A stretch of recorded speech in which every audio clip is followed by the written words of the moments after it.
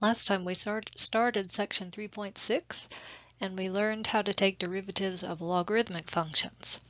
So now we're going to continue in this section, and first we're going to learn a method of differentiation called logarithmic differentiation, where we'll use what we learned about derivatives of logs to help us with differentiating complicated functions.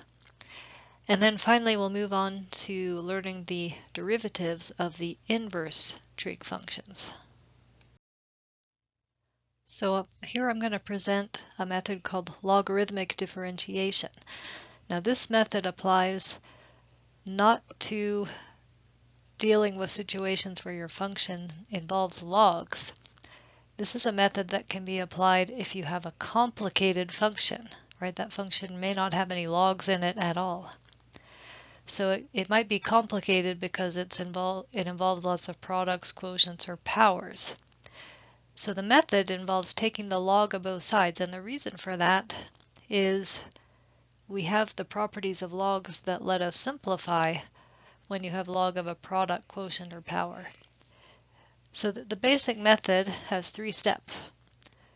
First, you take your complicated function, and you take the log, usually the natural log, of both sides. And then you use the laws of logarithms to expand the right side. You'll have log of a complicated thing, and you can expand that using those properties you learned in pre-calculus. At this point, the left side is log y. So now it's an implicit equation. It's not solved for y anymore. So here we're going to use implicit differentiation, which we just learned recently, to find dy dx. And then as a final simplification, on the right side, any place you have a y, you can substitute back in the original formula that was given for y. Let's go through an example to illustrate this process.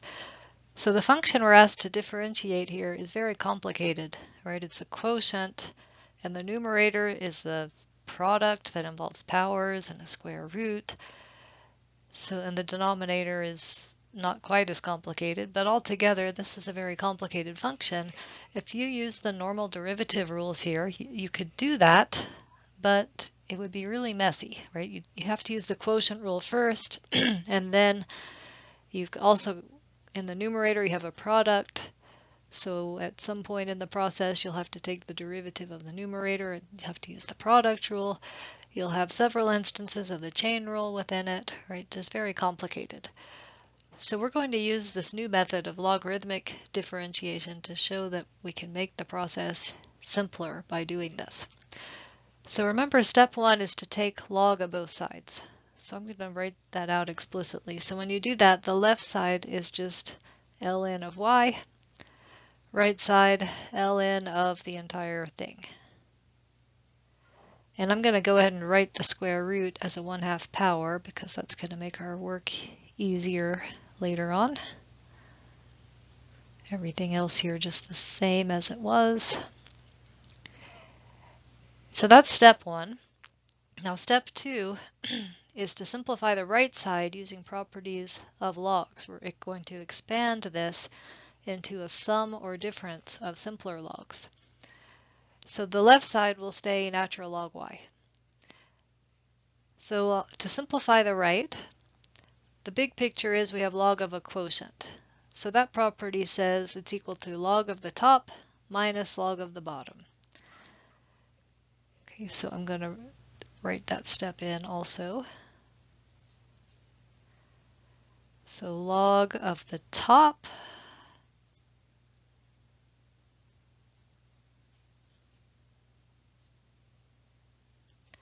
minus log of the bottom.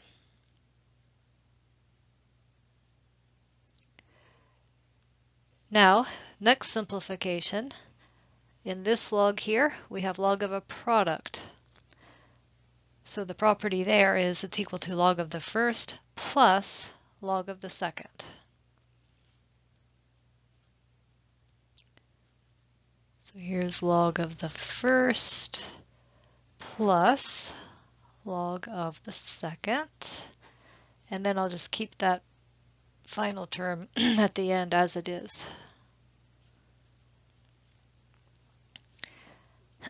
Now I wanted to show those steps because now it goes to here.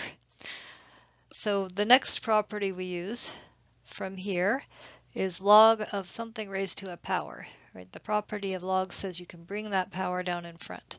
So that would be 3/4 times log x. So that's here. Now on this log here, same thing. We have log of something raised to a power. You can bring the power in front.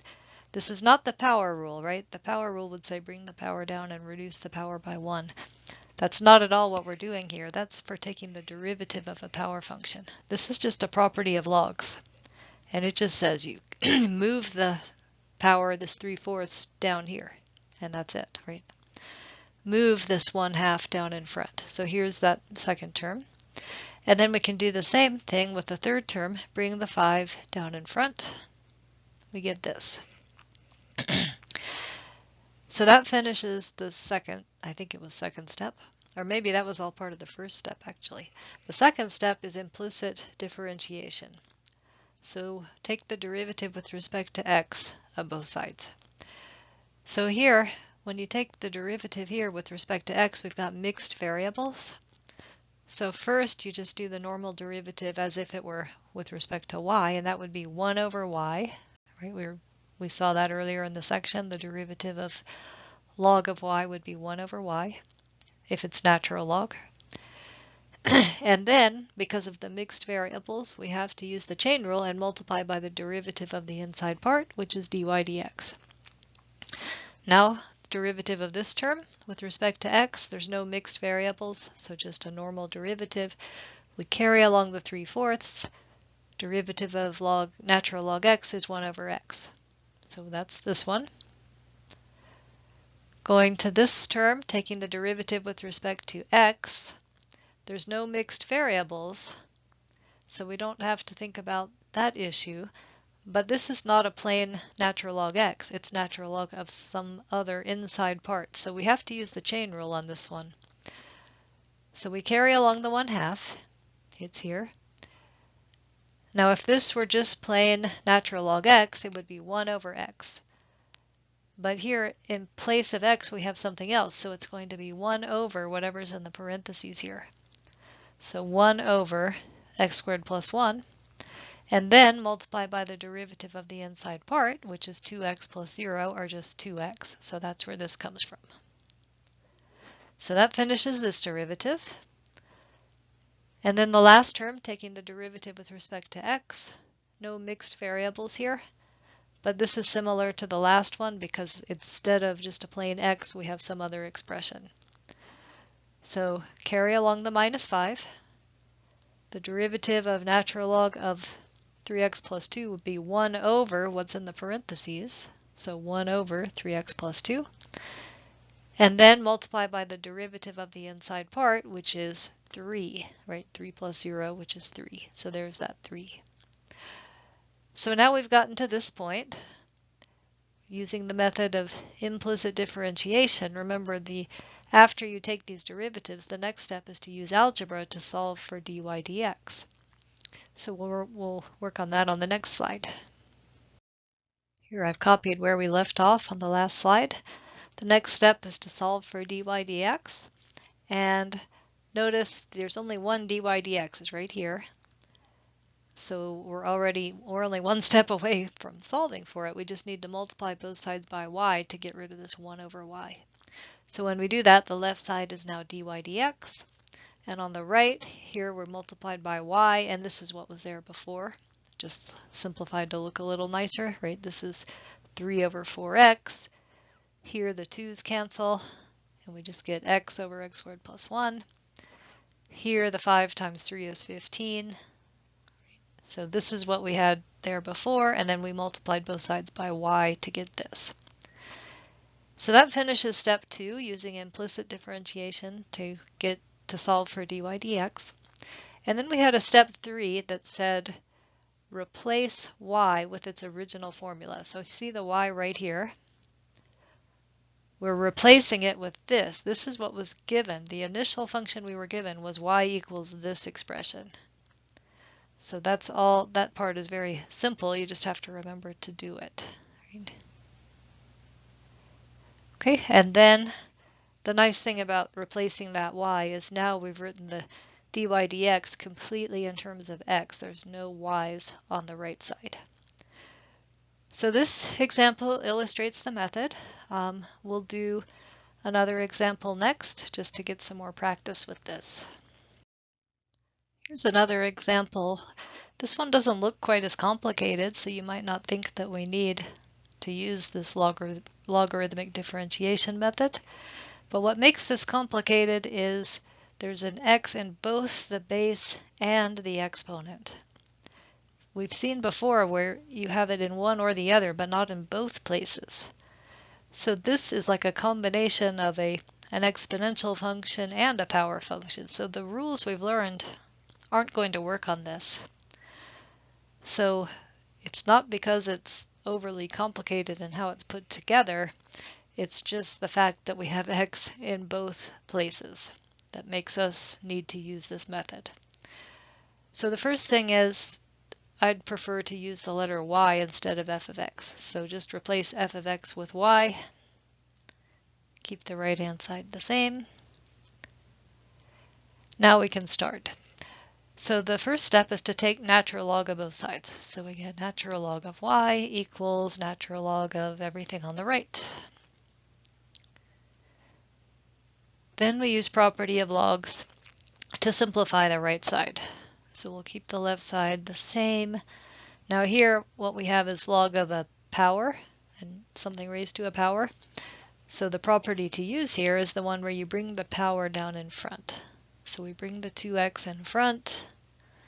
That leaves it with just natural log of 3x plus 1. Now we're going to use implicit differentiation. So we know the first step in that method is to take the derivative with respect to x on both sides.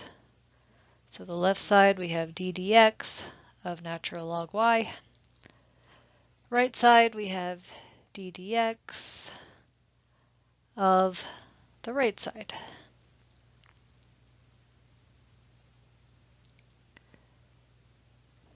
Okay, let's start finding these derivatives. So on the left we have d dx of log y. That's mixed variables. So we have to be careful and put that extra dy dx factor. So first of all, we take the derivative of natural log y with respect to y, which would be 1 over y. And then we multiply by the derivative of the inside part, which is just dy dx. Now on the right side, there's no mixed variables, so this is just a normal derivative with respect to x. But notice we have a product of two functions of x. So the 2x is the first function, and then the natural log is the second function. So we're going to need to use the product rule here. So we take first times derivative of the second. So let's go ahead and just compute that without writing d dx of the second. So we're taking the derivative of that natural log of 3x plus 1. That's a chain rule problem because it's not just a plain x inside the log. So the inner function is 3x plus 1, the outer function is the natural log function. So derivative of the natural log function is 1 over the thing inside the log. Then we have to multiply by the derivative of the inside part. So the derivative of 3x plus 1 is 3 plus 0, which is just 3. So we multiply by 3, which we can just put in the numerator. That's the first half of the product rule, first times derivative of the second. Then we do plus second, which is this natural log function, times derivative of the first. So derivative of 2x is 2, and it looks better to put that in front of the log instead of after. So that finishes the derivative on the right. Now the next step is to solve for dy dx using algebra. And this is always the same in this method because you'll always have this 1 over y dy dx. So to solve for it, you just multiply both sides by y. So now we have dy dx equals y times, and now I just basically copy what we already had on the right, but if there's any simplification, you can do that when you write the new version of that. So really, the only thing I would do is move this 2x up here, multiply it by the 3, so it would be 6x in the numerator over the same denominator. And then I don't think we need to do anything on the second term.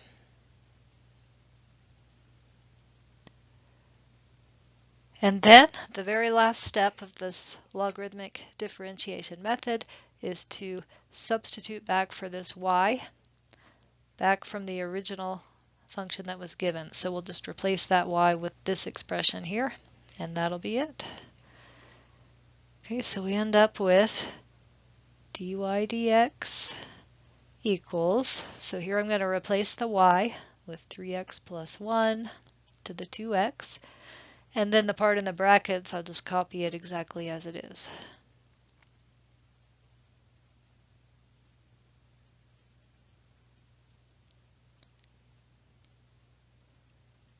Okay, so now by using this method, we were able to differentiate a function that our previous rules wouldn't have worked on. And again, that's because we had our variable x in both the base and the exponent.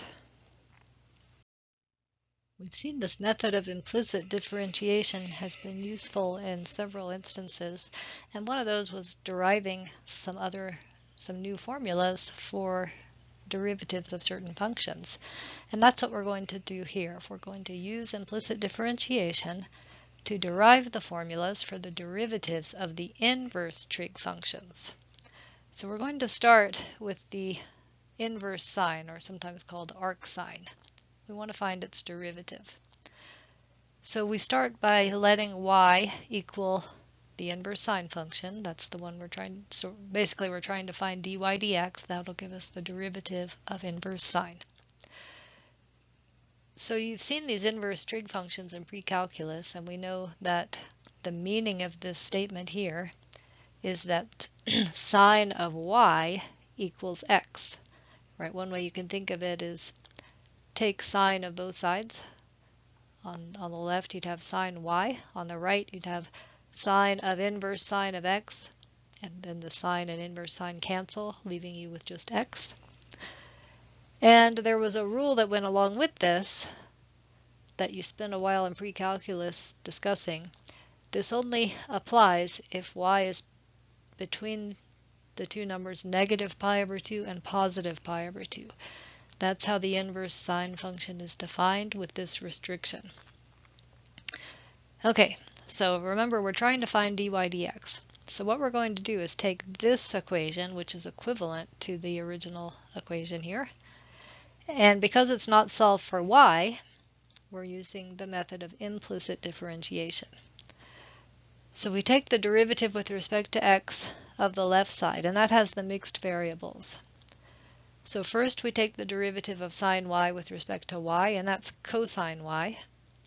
And then because we had the mixed variables, we also have to multiply by dy dx, derivative of the inside part. Then we take the derivative with respect to x of the right side, no mixed variables, so just a normal derivative of x, which is 1. The next step is to use algebra to solve for dy dx, so we divide both sides by cosine y, and we get here. So we found dy dx, but the issue is it's expressed in terms of y. Right, that's not really how we like to write things, right? If y is a function of x, then we like dy dx to also be a function of x. So now we're going to try to rewrite this cosine y and make a substitution so it can be expressed in terms of x. So we can start with an identity that we know. Cosine squared plus sine squared equals 1. If you solve this for cosine, you would subtract the sine squared, first of all, Okay, it looks like this.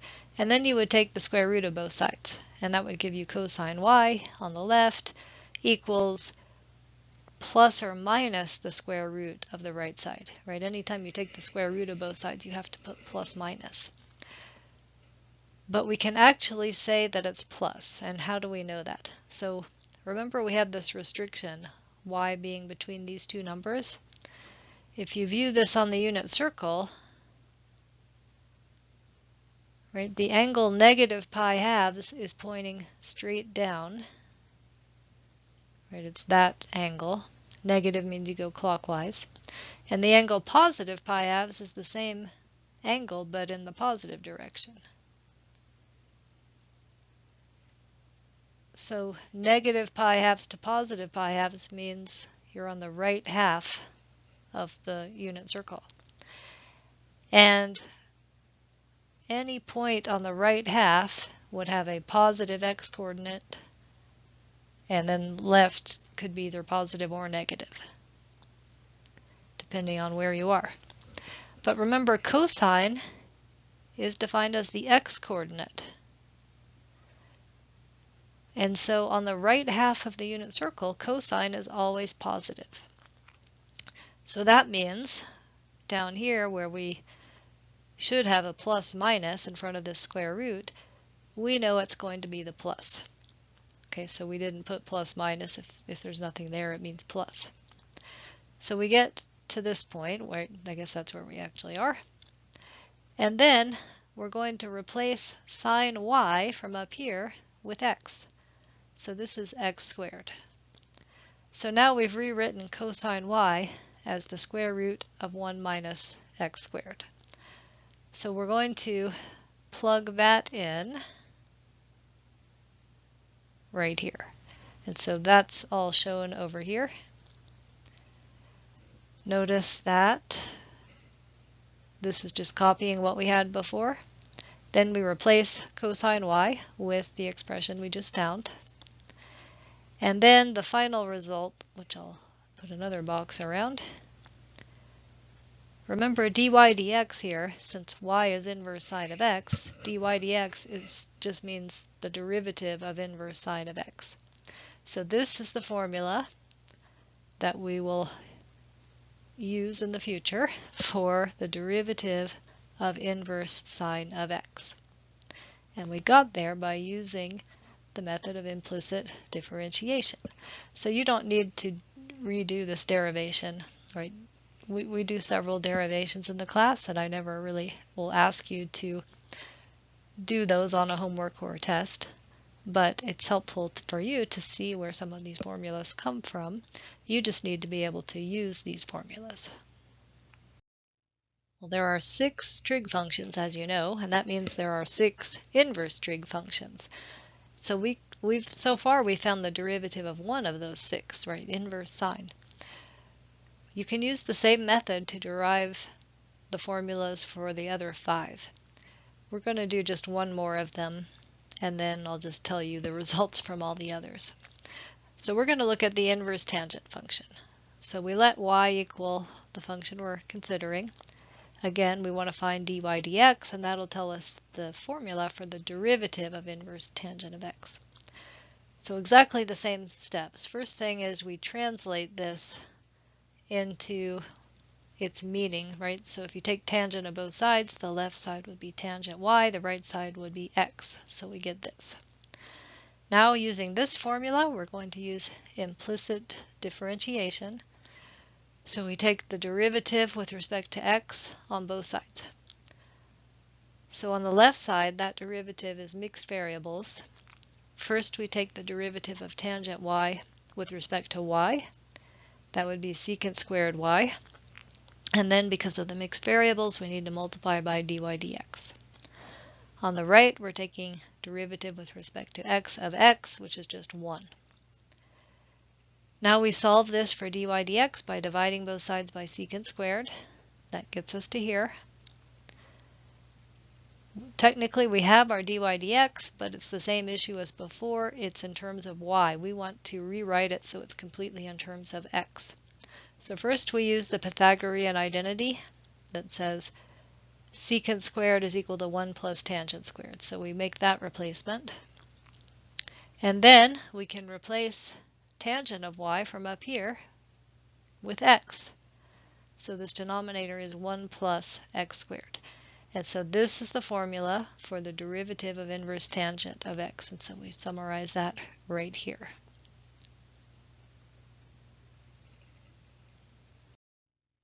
So here's the summary of all the formulas for the derivatives of the 6 inverse trig functions.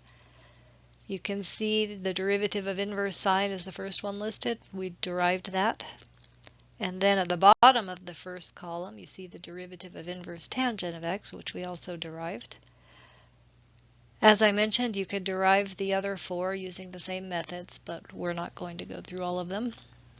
They're very similar. So this is what you need to know, though, are these formulas.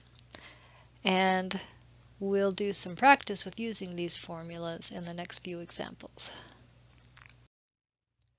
The first example here, we have an inverse sine of pi x over 4. So we need to know the formula for the derivative of inverse sine. So let's just review that.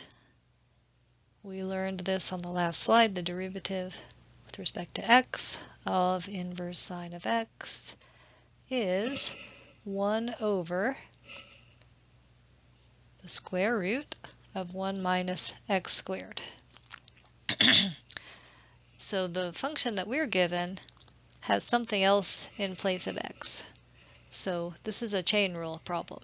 We have an inside and an outside function. So we need to start with the derivative of the outer function, which is the inverse sine function. So we're going to use the formula that I just put at the top right, 1 over the square root, but wherever we have an x, we need to replace it with our inside part, which here the inside part is pi x over 4. And so all of that needs to be squared because the x is squared in the formula. So that's the derivative of the outside part. Then the chain rule says multiply by the derivative of the inside part. So we want to take the derivative of this part in the parentheses. This is basically a constant times x, right? You could pull out and write this as pi over 4 times x. So the derivative of a constant times x is just that constant. So that constant is pi over 4. So the derivative of the inside part is just pi over 4. Now if you wanted to make it look a little bit nicer, we could. The numerator is 1 times pi. The denominator is 4 times what's already there.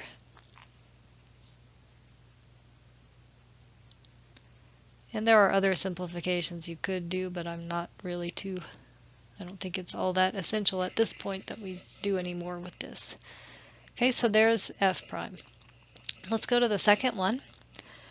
Here we've got y equals t squared times arctan of t. Now remember, arctan just means the same thing as inverse tangent.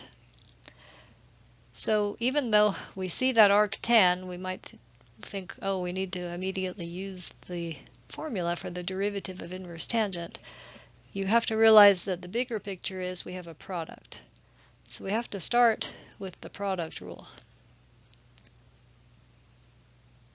Okay, so the notation for the derivative, you could write y prime, or if you use the Leibniz notation, since y is a function of t, this would be dy dt. So then we take first times derivative of the second. So here's where we need the formula for the derivative of inverse tangent. So we saw that on the previous slide. It said derivative of inverse tangent x is 1 over 1 plus x squared. Okay, so we want to use that formula here. We're taking the derivative of inverse tangent of t, so it's going to look just like the formula we wrote, but instead of x we have t. So 1 over 1 plus t squared. So that's the first half of the product rule. Then we have plus second, which is arctan of t, times derivative of the first. So the first is t squared. So its derivative is 2t, and I think it looks better to put that in front of the arctan. And then the only other simplification is in that first term. It might look better if you move the t squared to the denominator,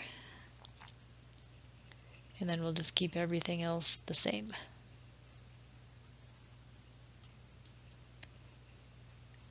Okay, so these new formulas are pretty, you use them in the same way you use any formula. And as you can see in these examples, we just combine these rules of derivatives along with other rules, right? The chain rule or product rule or quotient rule or whatever other rules you happen to encounter.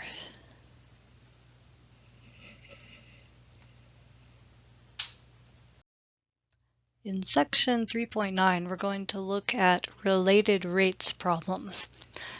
So these problems are describing a situation where you have two things changing and the rates at which they're changing are related to each other. So one of the examples we're going to look at is blowing up a balloon, assuming it's in a sphere shape. So two things that are changing there, one is the radius and the other is the volume. So they're both changing at its own rate, but those two rates are related to each other. So the question is, if you know one of the rates, can you figure out the other rate? Another common related rates problem is a ladder leaning against a wall, and it starts sliding down the wall. So the two rates that are related here, one is the distance of the base of the ladder from the wall, and the other is the distance of the top of the ladder from the floor. So if you know one rate, how fast one of those rates is, can you determine the other? One example I mentioned of related rates is blowing up a balloon. So the two things that we're considering that are changing are the volume and the radius. And of course those two rates, they're not the same, but they're related to each other. So it's much easier to measure the rate of change of the volume of this balloon than it is to measure how fast the radius is increasing. So if we can measure the rate of change in volume, can we use that to calculate the rate of change in the radius? So the basic procedure is you first have to find an equation that relates the two quantities. So here, find an equation that relates the volume and the radius of this balloon. And then we need to differentiate, because remember, the rates of change are derivatives.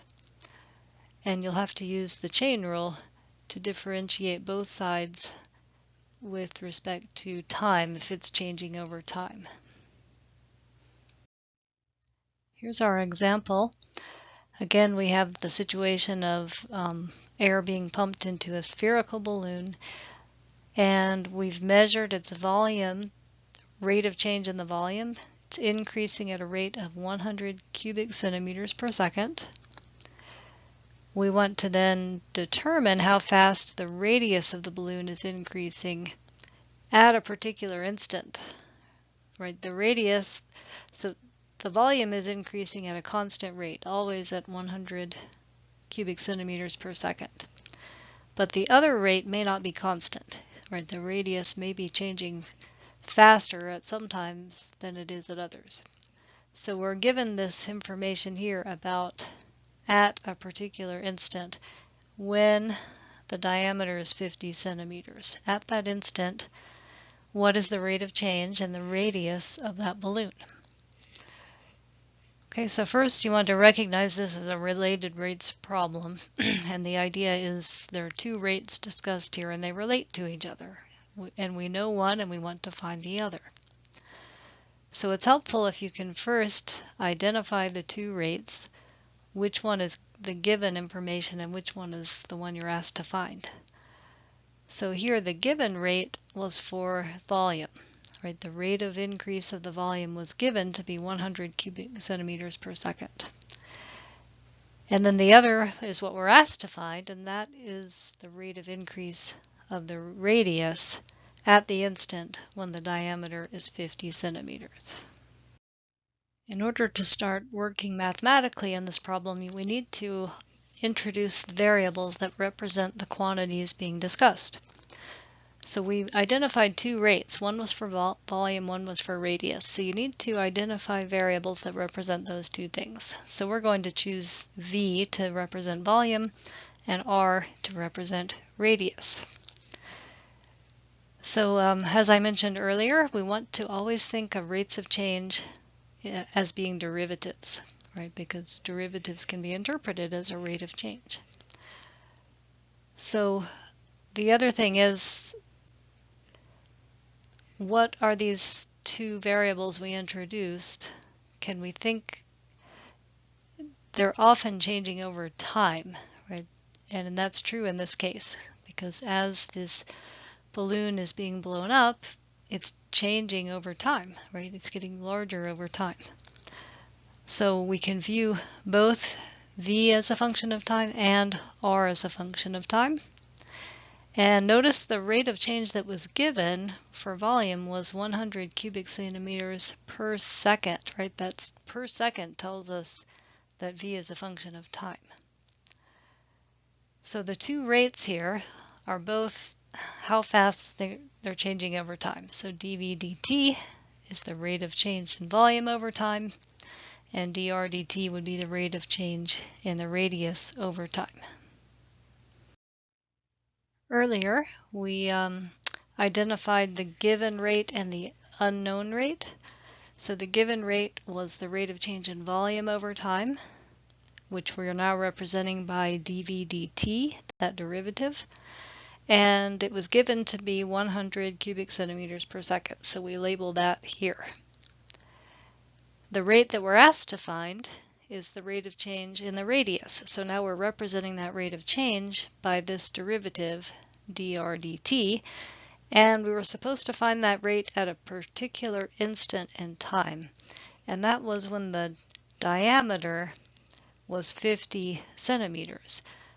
But we're not using diameter as a variable, we're using radius. So we converted the diameter of 50 centimeters to mean it has a radius of 25 centimeters. So now we've introduced our variables, we've identified our rates and represented them as derivatives. And now we want to write an equation that relates the two rates. So before we can relate these two rates, right, these two derivatives, we first need an equation that relates just V and R. So then you have to just use what you know. In this case, we have a sphere, and we want an equation that relates the volume and the radius. So this is a familiar, well-known formula for the volume of a sphere of radius r. So that's going to be the equation we use to relate V and R. And on the next slide, we're going to take the derivative with respect to t of both sides of this equation to introduce these two derivatives into our equation. So we have this equation now that relates V and R. And now to introduce our two derivatives, which were dV dt and the second was dr dt, we need to take the derivative with respect to t on both sides. So on the left side, we'll have dV dt,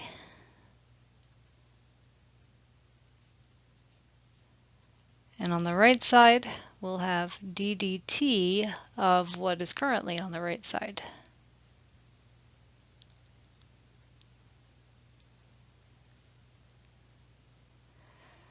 So what I want to point out is on the right side, we're taking the derivative with respect to t, but there's a different variable in here. It's not t. So this is a situation we've encountered before. We know that r is a function of t, right? The radius is changing over time.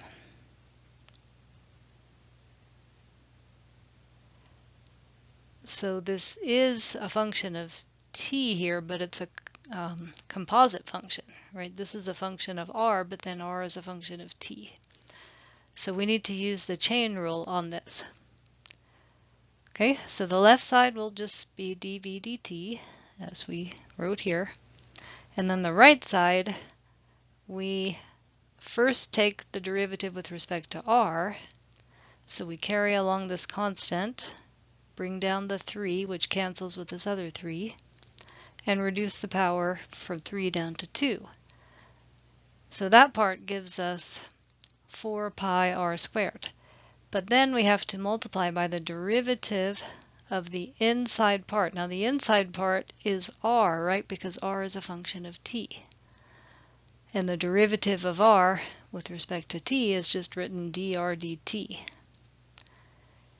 Okay, so then there's the derivative of the outside function, 4 pi r squared, multiplied by the derivative of the inside function, which is just the dr dt. So we saw this exact situation when we learned implicit differentiation. So now we want to solve for the unknown rate, which was dr dt.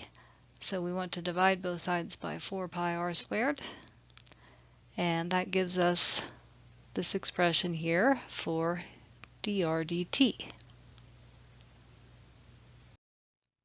This is the equation we just left off with, where we've solved for dr dt. And now we're going to plug in the known information. So remember, the dv dt was the given rate. It was 100 cubic centimeters per second. And then notice there's an r here. That's where we're going to plug in the information about the instant in time that we're considering. So we're going to replace that r with 25. So we have 1 over 4 pi times 25 squared in the denominator.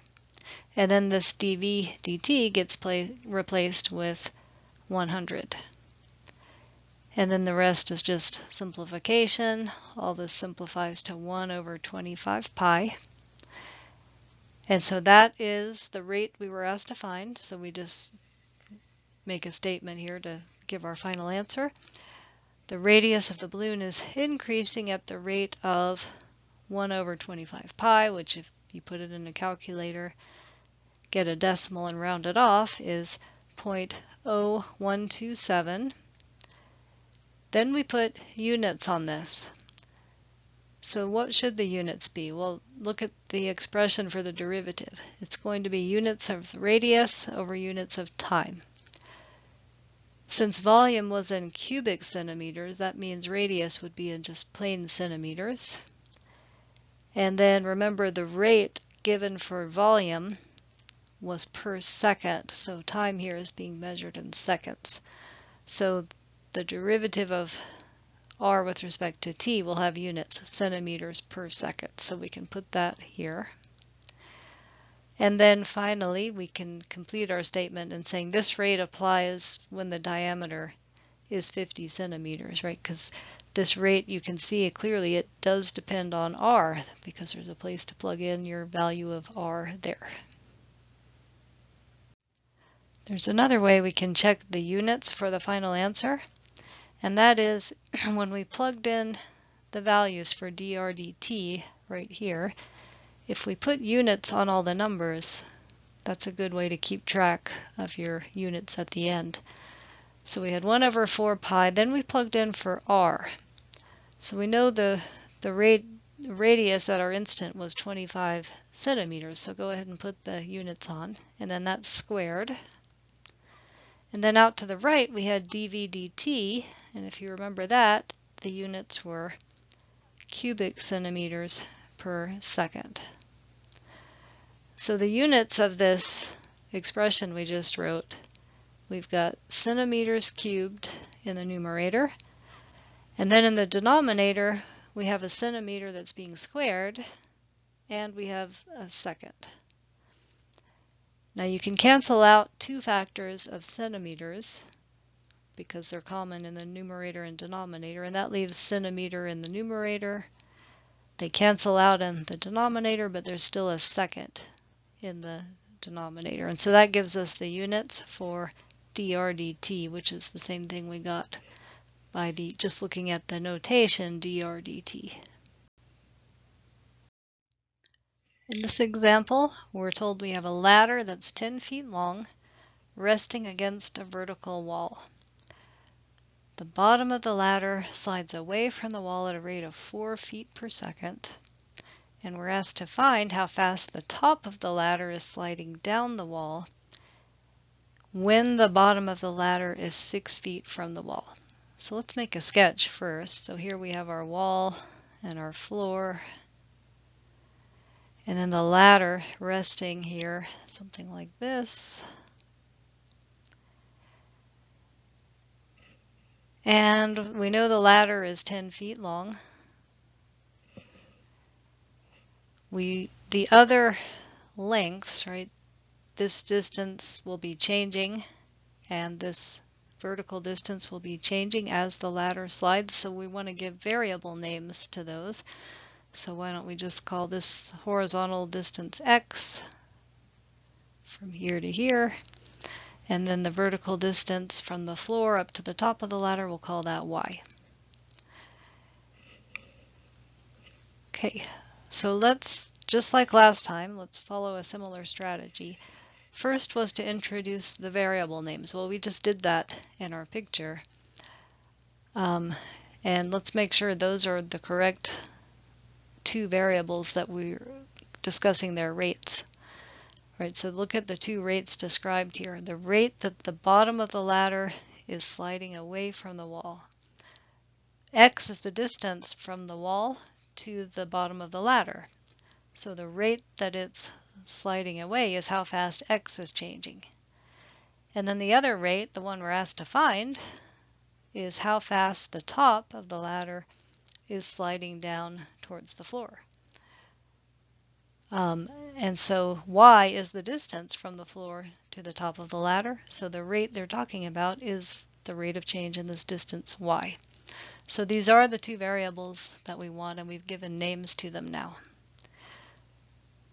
So now let's use those variable names to write out the given rate and the unknown rate.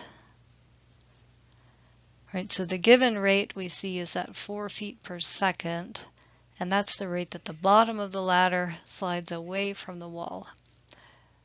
So that's the rate of change in x, and that's changing over time. So x is a function of time. And we're given that rate is 4 feet per second. Now when you're writing these rates, you need to think about whether they should be positive or negative. So looking at x, as the ladder slides away, x is increasing, right? Because obviously x is getting bigger over time as that happens. So if x is increasing, its derivative, its rate of change, would be positive. So we want to keep it as positive 4 rather than negative 4. So we just make a note here, dx dt is positive because x is increasing.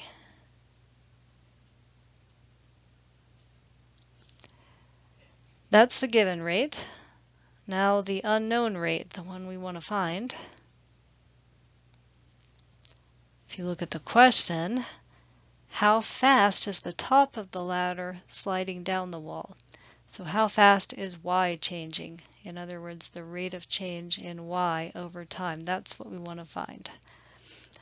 And there's a particular instant where we want to find it, and that is when the bottom of the ladder is 6 feet from the wall. Well, that distance is measured by x.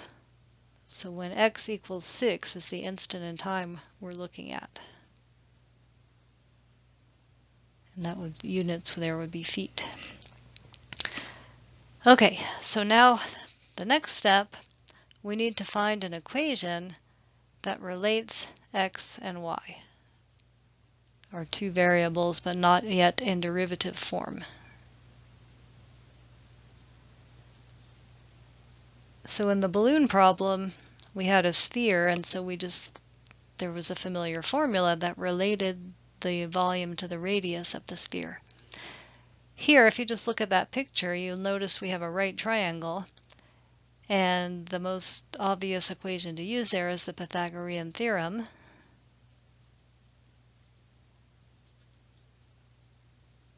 Which tells us x squared plus y squared equals 10 squared, which is 100. So now we have our equation. The next step is to take the derivative with respect to t on both sides. So on the left we have a sum, so you can split the derivative up to each term.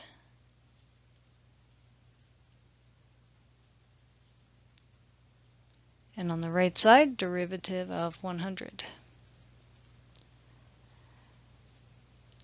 So let's start with the first derivative. Derivative with respect to t of x squared. So notice the mixed variables. So it's just like with implicit differentiation. First you take the derivative with respect to x, using the power rule, that would be 2x.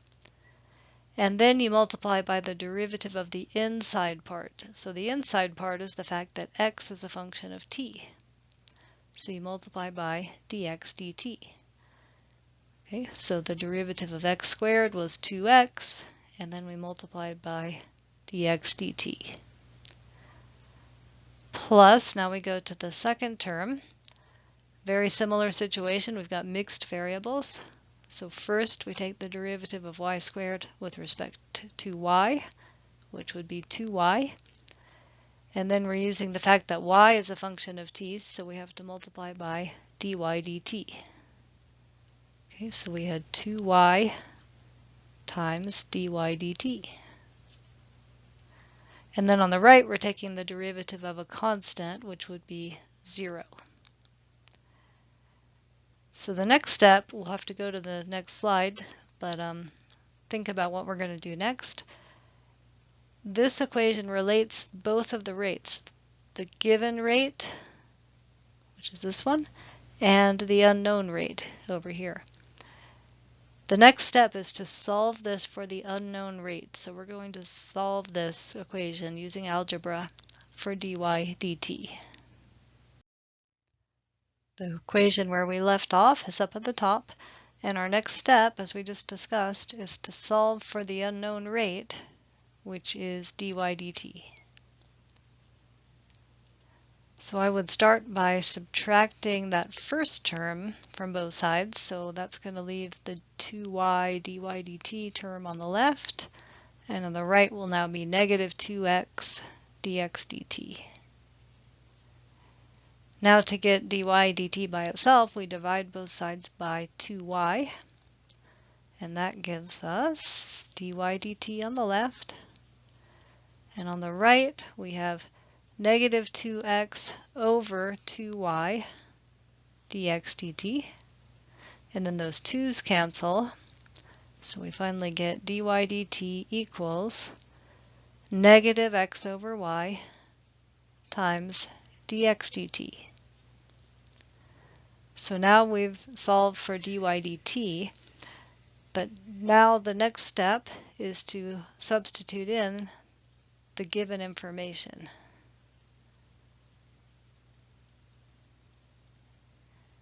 So we were given the rate, and we labeled it dx dt to be 4 feet per second. Just write that out here so we can see it clearly. And we were also told the instant in time. We were told find the rate when the bottom of the ladder was 6 feet from the wall, and we identified that distance as what we're calling x. So we know what to plug in for the dx dt and what to plug in for x, but notice there's also a place for y. So let's think about our picture again. We had this situation here. This ladder was 10 feet, this was x, this was y. At the instant that they're talking about, x is equal to 6 feet. So we need to know what y is at that instant. Well, now we know two sides of this right triangle, so we can find y at that instant also. So using the Pythagorean theorem, we would say y squared plus 6 squared equals 10 squared. And then we can solve this for y. So this, if you subtract the 36, let's see, that's 464. And then taking the square root, we get y equals 8 at that instant. So now we have everything we need to plug in here. So we have dx dt equals, or sorry, dy dt. All right, we're starting from up here. We're plugging in there. So dy dt equals negative. Now in the numerator we plug in for x, which is 6. Denominator is y, which we just found to be 8. And then the dx dt is 4. Right? And then simplifying this, the 4 over 8 becomes 1/2. And then 6 over 2 is 3. So we have negative 3. Now the units, if you want to get it this way, units of y over units of time. Y is a length, and we've been measuring our lengths in feet. And then time, right, the other rate was given per second, so time is in seconds. So feet per second. And if you want to make really sure that that's the correct units, we could have put the units on these numbers as we put them in. So let's just do that to practice here. So negative 6, that was x, and x was 6 feet, over the y value, which is 8 feet, right? It's another length. And then the dx dt was in feet per second. It was 4 feet per second. And so notice these 2 feet cancel. And so we end up with the only units being feet per second. So that also matches the correct units we found earlier. So dy dt is negative 3 feet per second. But let's answer the question, right? The question was, how fast is the ladder falling down the wall at that instant? So the negative sign tells us the direction. It's not really the rate, right? The rate is 3 feet per second.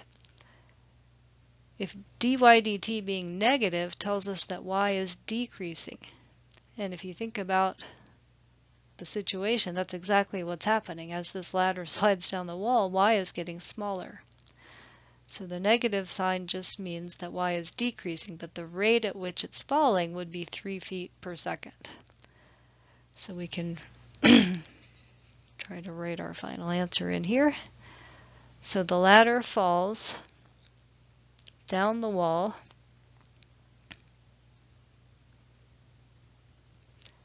at the rate of 3 feet per second. Okay. The negative just tells us y is decreasing as time goes forward.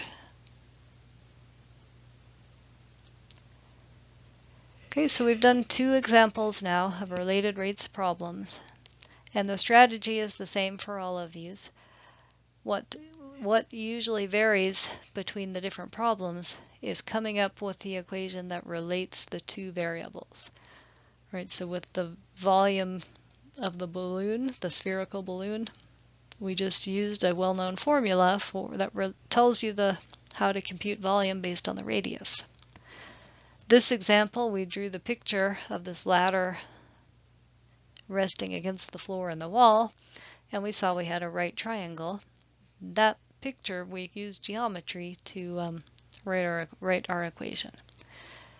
So every problem will be different on how you come up with the equation, but that's an important step, obviously. You have to be able to think of an equation that relates your two variables to start with before you can take the derivative of both sides.